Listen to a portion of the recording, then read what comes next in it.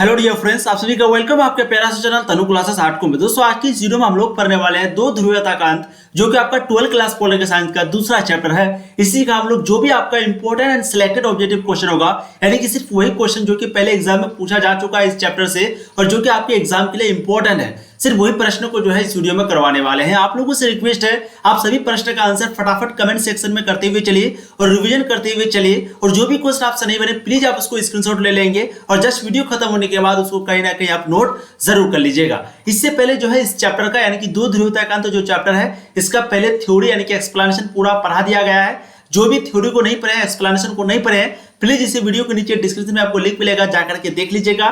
चलिए अब क्वेश्चन की शुरुआत करते हैं। तो चलिए सबसे पहला प्रश्न देखिए आपके स्क्रीन पर है, ताशकंद समझौता कब हुआ था? 2021 के नोबेल एग्जाम में देखिए क्वेश्चन जो है आपको पूछा गया है कि ताशकंद समझौता कब हुआ था। बिल्कुल फर्स्ट के राइट आंसर यहाँ पर आपको जाएंगे 1966, यानी कि ऑप्शन सी आपका बिल्कुल करेक्ट आंसर हो जाएगा।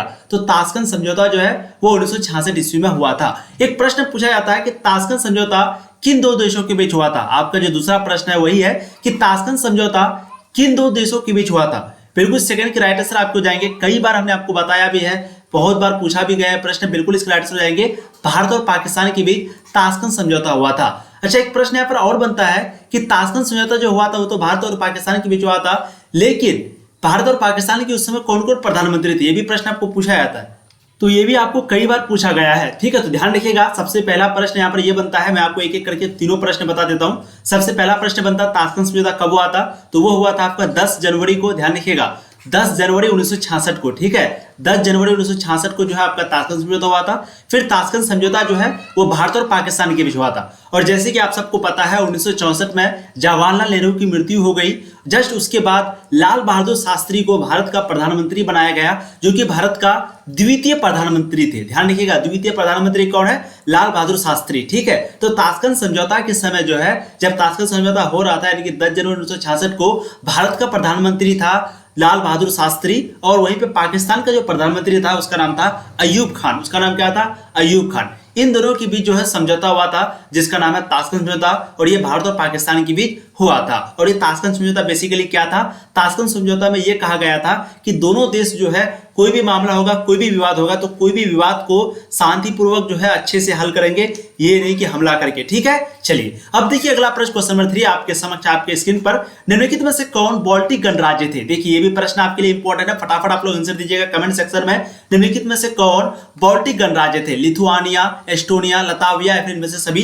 बिल्कुल थर्ड के राइट आंसर आपको जाएंगे इनमें से सभी। ऑप्शन डी आपका बिल्कुल करेक्ट आंसर हो जाएगा, ठीक है। अब देखिए अगला प्रश्न, क्वेश्चन नंबर 4, बोल्शेविक क्रांति कब हुआ था? मैंने आपको कई बार बताया बोल्शेविक क्रांति, जिसको रूस की क्रांति भी कहते हैं, और ये कब हुआ था? तो बिल्कुल राइट आंसर आपको जाएंगे 1917 को। 4 का राइट आंसर ऑप्शन बी हो जाएगा। ध्यान रखिएगा, बोल्शेविक क्रांति जो है 1917 को हुआ था। बोल्शेविक क्रांति को ही रूस की क्रांति कहते हैं। और बोल्शेविक क्रांति के बाद जारशाही शासन का समाप्त हुआ था। किसका? जारशाही शासन का समाप्त हुआ था, और ये क्रांति के बाद जारशाही शासन खत्म हुआ और इसके बाद फिर लेनिन का शासन जो है शुरू हुआ था, और उसके बाद रूस जो है बहुत ज्यादा तरक्की किया था। अब देखिए अगला प्रश्न आपका वही है कि रूस में जारशाही शासन का अंत कब हुआ था? बिल्कुल मैंने अभी आपको बताया, 5 के राइट आंसर आपके ऑप्शन ए हो जाएंगे 1917, बिल्कुल करेक्ट आंसर होगा। तो ध्यान रखिएगा, रूस में जारशाही शासन का जो अंत है वो 1917 में हुआ था, यानी कि बोल्शेविक क्रांति के जस्ट बाद हुआ था। अब देखिए अगला प्रश्न, क्वेश्चन नंबर 6, रूस में जार के शासन की समाप्ति के बाद कौन से दल की सरकार बनी? देखिए यहाँ पर दल के बारे में पूछा गया। ध्यान रखिएगा, रूस में जब जार शासन का, क्योंकि जार जो है वो एक निरंकुश शासन था, प्रतिक्रियावादी, यानी कि लोगों पर अत्याचार करता था, सारा खर्च वगैरह जो है सिर्फ हथियार पर करता था और सैनिक पर करता था, गरीब वगैरह मजदूर लोगों को कुछ भी नहीं देता था। तो जब जार शासन का पर अंत हुआ तो उसके बाद जो है कौन से दल की सरकार बनी? साम्यवादी लोकतांत्रिक दल की, रूसी समाजवादी लोकतांत्रिक दल, या फिर उपरोक्त में से कोई नहीं? बिल्कुल आप लोग को पता होगा रूसी समाजवादी लोकतांत्रिक दल, यानी कि ऑप्शन सी 6 का बिल्कुल करेक्ट हो जाएगा। इसी दल की जो है सरकार बनी थी। अब देखिए अगला प्रश्न, क्वेश्चन नंबर 7, सोवियत प्रणाली के संस्थापकों ने निम्नलिखित में से किसको सबसे अधिक महत्व मिला? सोवियत प्रणाली के संस्थापकों ने निम्नलिखित में से, यानी कि इनमें से जो है सबसे ज्यादा महत्व जो है किसे मिला? राज्य और साम्यवादी पार्टी की संस्था को, उद्योगों को, युद्ध को, या फिर उपरोक्त सभी को? 7 का बिल्कुल राइट आंसर हो जाएगा, राज्य और साम्यवादी पार्टी की संस्था को जो है सबसे अधिक महत्व मिला था। अब देखिए अगला प्रश्न, क्वेश्चन नंबर 8, राष्ट्रमंडल की स्थापना कब हुई थी? फटाफट आप लोग आंसर दीजिएगा। इससे पहले इस चैप्टर का पहले पूरा थ्योरी एक्सप्लेनेशन पढ़ा दिया गया है। जो भी नहीं पढ़े प्लीज जाकर के पढ़ लीजिएगा। पहला चैप्टर आपका कंप्लीट है, ये दूसरा चैप्टर चल रहा है और इसके बाद फिर इसी के बाद जो है इसका सब्जेक्टिव क्वेश्चन, इनकी शॉर्ट और लॉन्ग क्वेश्चन आएगा। तो सभी वीडियो को देख लीजिए, फिर आपका चैप्टर पूरा समाप्त। ठीक है, 8 का बिल्कुल आंसर आपका 1991 हो जाएगा। तो राष्ट्रमंडल की जो स्थापना है वो कब हुई थी, ये भी प्रश्न आपको कई बार पूछा गया है। अच्छा, यहाँ पर थोड़ा सा जो है मुझे कंफ्यूजन है, राष्ट्रमंडल की स्थापना कब हुई थी, 1991 में या फिर 1992 में, क्योंकि कहीं कहीं पे ना 1931 दिया हुआ। ठीक है, 1931। और वर्तमान में जो है टोटल 54 देश है अभी शामिल, यानी कि टोटल 53 या 54 देश जो है इसका सदस्य है। इसकी स्थापना 1931 में हुई थी, लेकिन कहीं कहीं पे 1991 दिया हुआ। ठीक है, तो आप लोग प्लीज कमेंट करके बताइएगा, या फिर जो राइट आंसर होगा वो मैं कमेंट कर दूंगा, पिन कर दूंगा, वहां से आप देख लीजिएगा। ठीक है, चलिए अब देखिए अगला प्रश्न क्वेश्चन 9। राष्ट्रमंडल की जो है प्रमुख विशेषताएं हैं, अब एक एक करके हम लोग पढ़ते हैं। सभी गणराज्य की स्थिति एक समान है, परमाणु शस्त्रों पर संयुक्त नियंत्रण है, सभी राष्ट्र जो है स्वतंत्र रूप से विदेशों से संबंध रख सकते हैं, उपर्युक्त सभी। तो ये जो राष्ट्रमंडल है इसका प्रमुख विशेषता क्या क्या है, बिल्कुल 9 का राइट आंसर आपका उपर्युक्त सभी हो जाएगा। ऑप्शन डी जो है यहाँ पर सही हो जाएगा। ठीक है, यानी कि राष्ट्रमंडल की जो प्रमुख विशेषताएं वो क्या है, यहाँ पर सभी गणराज्य की जो स्थिति है, जो भी गणराज्य जहां पर भी गणतंत्र है वो एक समान होगा, परमाणु शस्त्रों पर संयुक्त नियंत्रण होगा, कोई भी ऐसे वगैरह नहीं बना सकेगा, सभी राष्ट्र स्वतंत्र रूप से जो है विदेशों से यानी कि विदेश से जो है संबंध रख सकता है। तो ये हो गया आपका राष्ट्रमंडल का प्रमुख विशेषता। ठीक है, अब देखिए अगला प्रश्न क्वेश्चन नंबर 10। किसने सोवियत संघ में सुधारों की शुरुआत की। सुधारों का मतलब यानी कि सोवियत संघ में कुछ अगर खामी थी, कुछ कमी थी, तो उसको सही करने का किसने शुरुआत किया। मिखाइल गोर्बाचेव ने, बोरिस येल्त्सिन ने, ब्रेजनेव ने, या फिर खुश्चेव ने।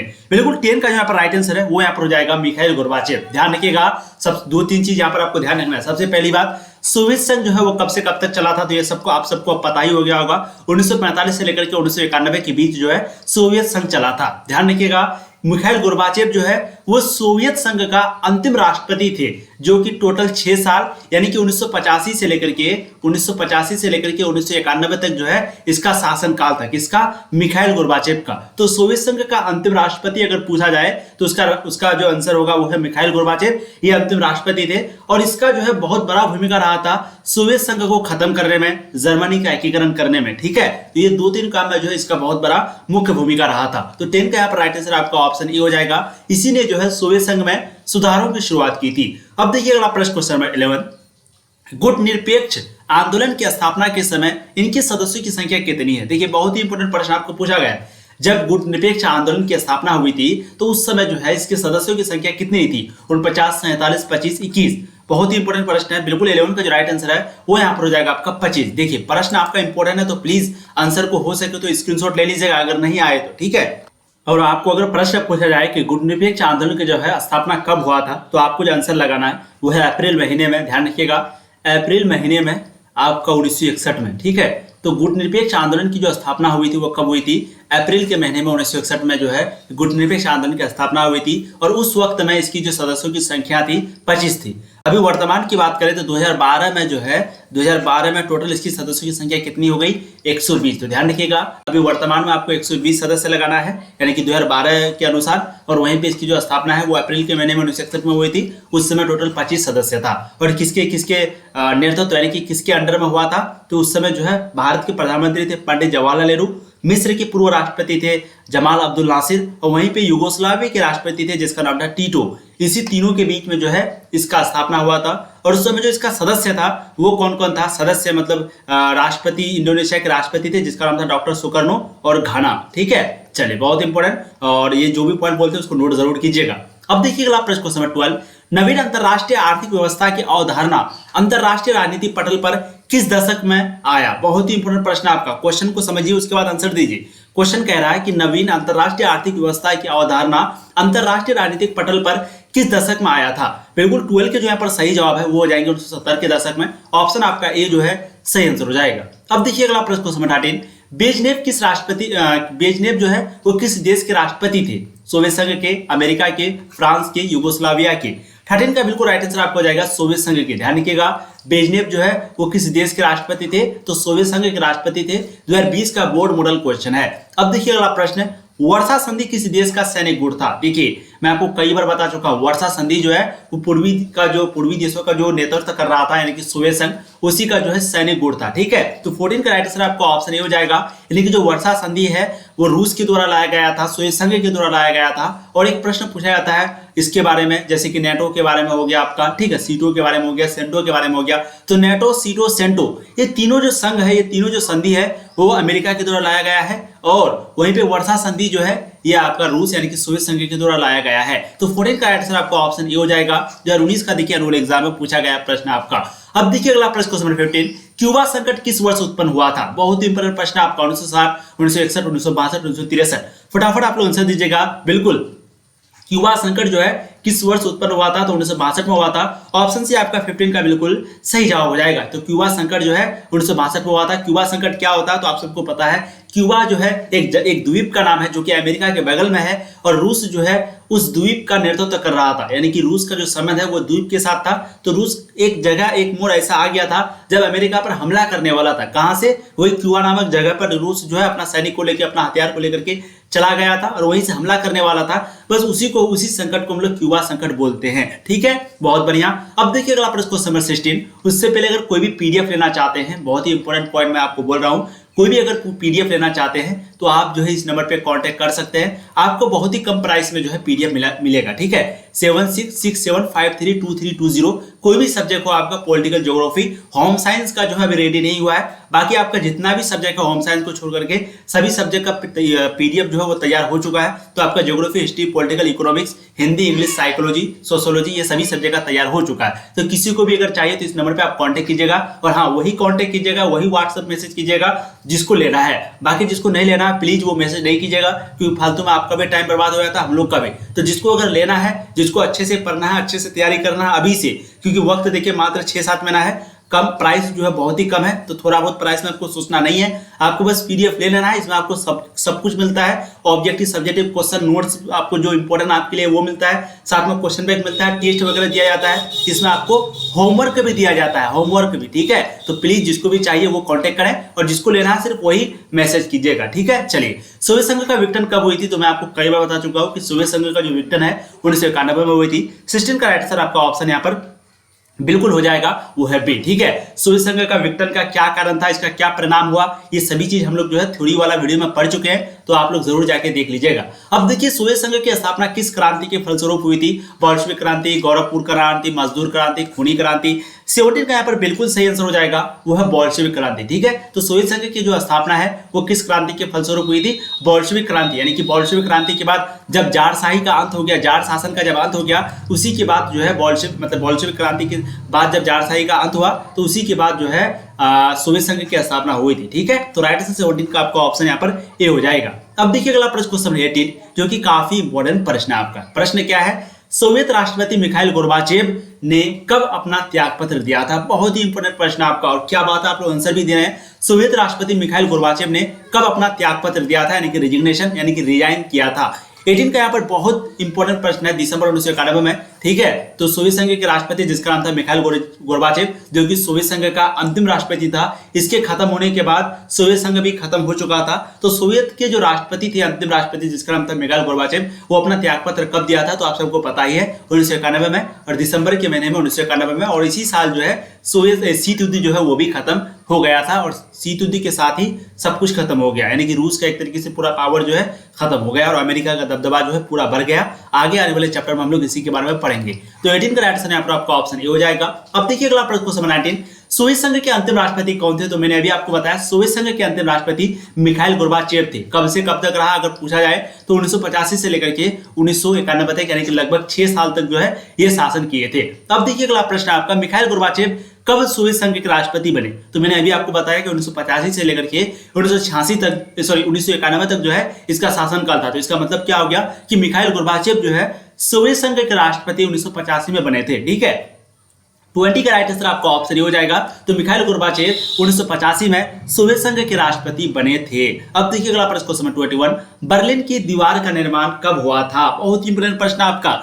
बर्लिन की दीवार का निर्माण कब हुआ था? बर्लिन का दीवार कितना किलोमीटर लंबा था अगर पूछा जाए तो ध्यान रखिएगा, 150 किलोमीटर लंबा था। और इसे जो है टोटल 28 साल तक, 28 या 29 साल तक जो है ये दीवार खड़ी रही थी। ठीक है, तो बर्लिन की दीवार का निर्माण कब हुआ था? 61 में होगा, 62 में, 70 में, 75 में। बिल्कुल यहाँ पर राइट आंसर आपका ऑप्शन ए हो जाएगा।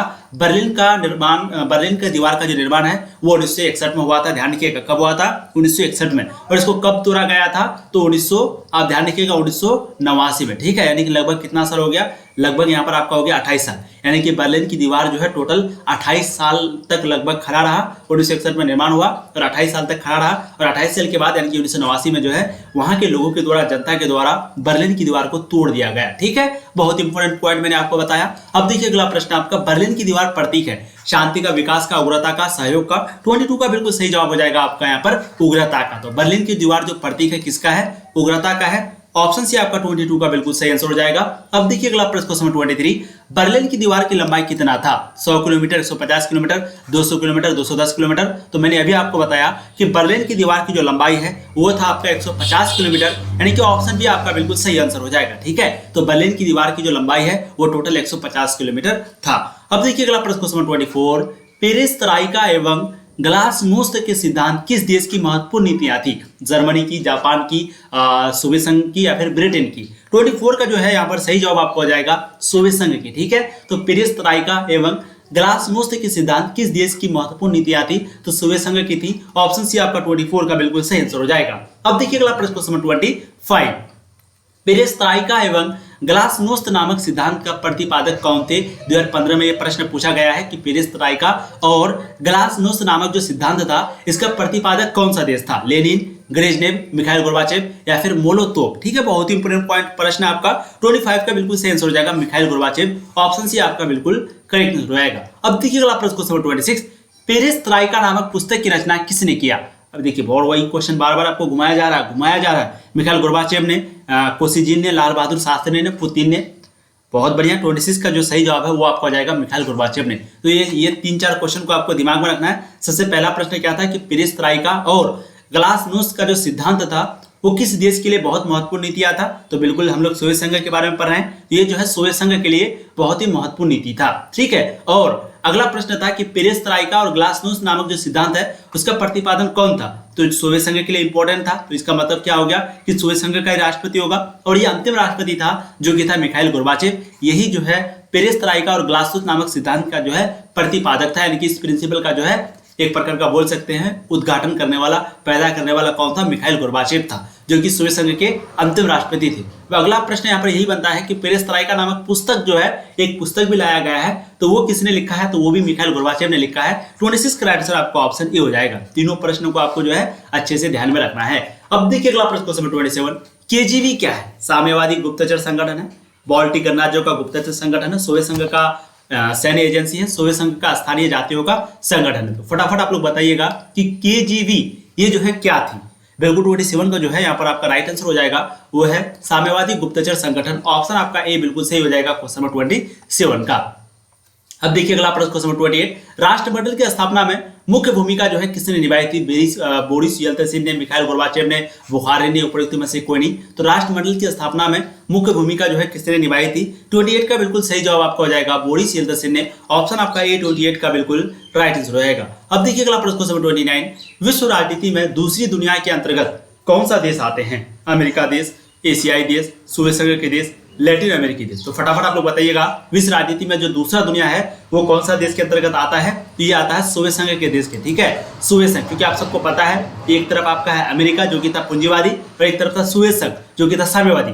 तो जो दूसरी दुनिया है वो सोवियत संघ को बोलते थे, और जो पहली दुनिया है वो अमेरिका को बोलते थे। ठीक है, तो यहाँ पर पूछा गया है कि विश्व राजनीति में जो दूसरी दुनिया है यानी कि सेकंड वर्ल्ड है, इसके अंतर्गत कौन से देश आते हैं? तो सोवियत संघ में जो टोटल 15 देश शामिल है, ये सभी देश जो है दूसरी दुनिया के अंतर्गत आते हैं। तो 29 का जो है यहाँ पर राइट आंसर आपका ऑप्शन सी हो जाएगा।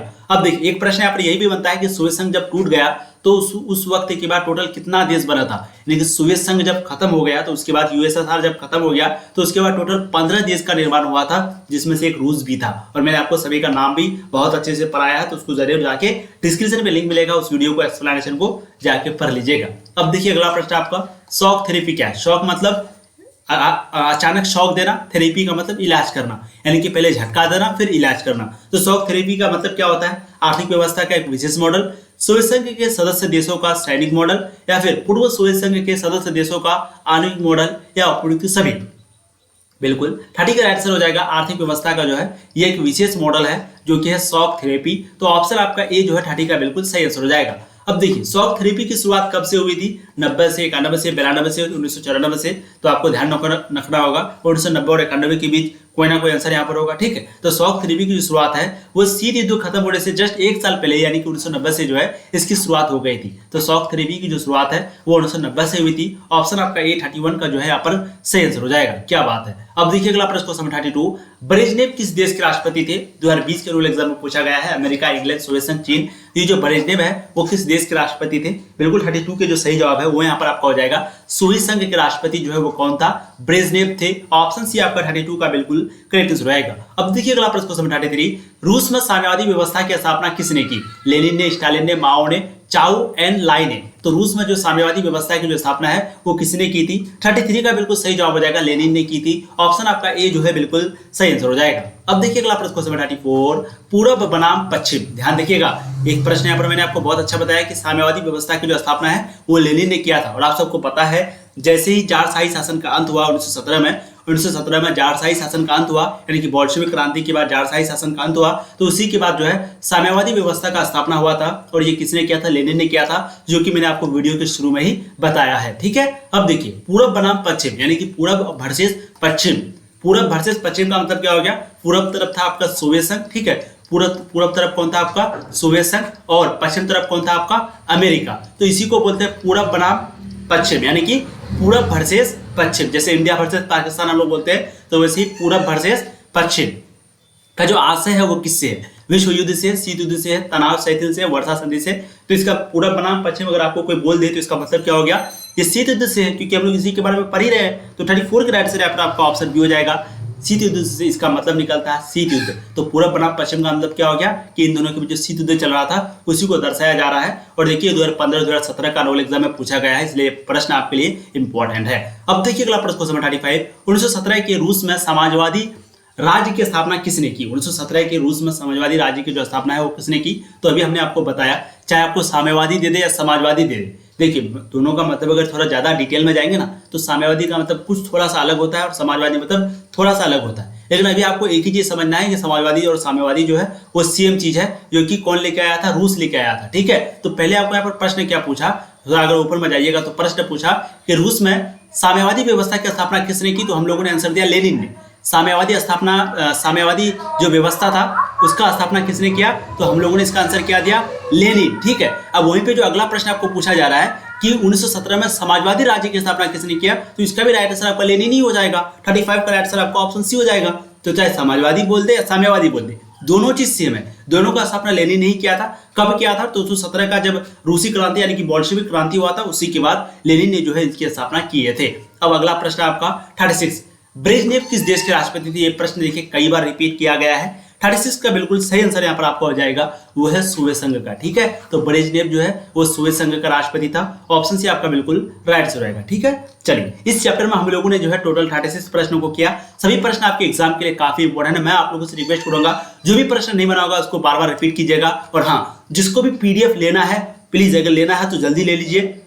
सभी पीडीएफ दे रहे हैं, अभी से अच्छे से पढ़ाई कीजिए। कुछ थोड़ा बहुत कम फी है, बहुत ज्यादा ही कम फी है, बस थोड़ा सा पैसे में आप लोग ज्यादा इधर उधर मत कीजिए, पीडीएफ ले लीजिए, अच्छे से पढ़ाई कीजिए। आपको कोई भी बुक वगैरह लेने की जरूरत नहीं पड़ेगी, आपको इतना कुछ दे देंगे इस कम प्राइस में, सब कुछ आपको मिल जाएगा, ठीक है। तो जिसको भी लेना है प्लीज वही सिर्फ व्हाट्सएप मैसेज करें 7667532320। इस नंबर पे एक बार मैसेज कर दीजिएगा व्हाट्सएप पे, आपको सारा पीडीएफ जो है मिल जाएगा बहुत ही कम प्राइस में। इसमें आपको सब कुछ मिलेगा जो जो आप चाहते हैं, ऑब्जेक्ट यानी कि जो भी आपके लिए जरूरी है सब कुछ। अगर आप यहाँ ले लेते हैं तो मैं आपसे ये भी कहूंगा कि आपको अब गाइड भी लेने का जरूरत नहीं पड़ेगा, क्योंकि वो गाइड जो भी हम लेंगे ना उसी को लेकर के टाइप करवा के या फिर फोटो लेकर के फिर आपको दे देंगे बाद में जब एग्जाम टाइम होगा। लेकिन अभी फिलहाल चैप्टर बाय चैप्टर आपको सारा ऑब्जेक्टिव सब्जेक्टिव नोट्स वगैरह सब कुछ दिया जा रहा है, टेस्ट लिया जा रहा है। तो प्लीज फटाफट आप लोग ज्वाइन कर लीजिएगा, इस नंबर पे मैसेज करिए, ठीक है। बाकी वीडियो को लाइक कर दीजिएगा, चैनल को सब्सक्राइब कर दीजिएगा, ज्यादा से ज्यादा दोस्तों को शेयर कीजिए। अभी भी बहुत लोग आपके दोस्त जो है वो तैयारी नहीं शुरू किए हैं, तो प्लीज ज्यादा से ज्यादा शेयर कीजिए। और सिलेबस का आप लोग टेंशन मत लीजिए, बहुत ही जल्द हम लोग सिलेबस को भी समाप्त कर देंगे। पिछले बार भी किए थे, इस बार भी करेंगे,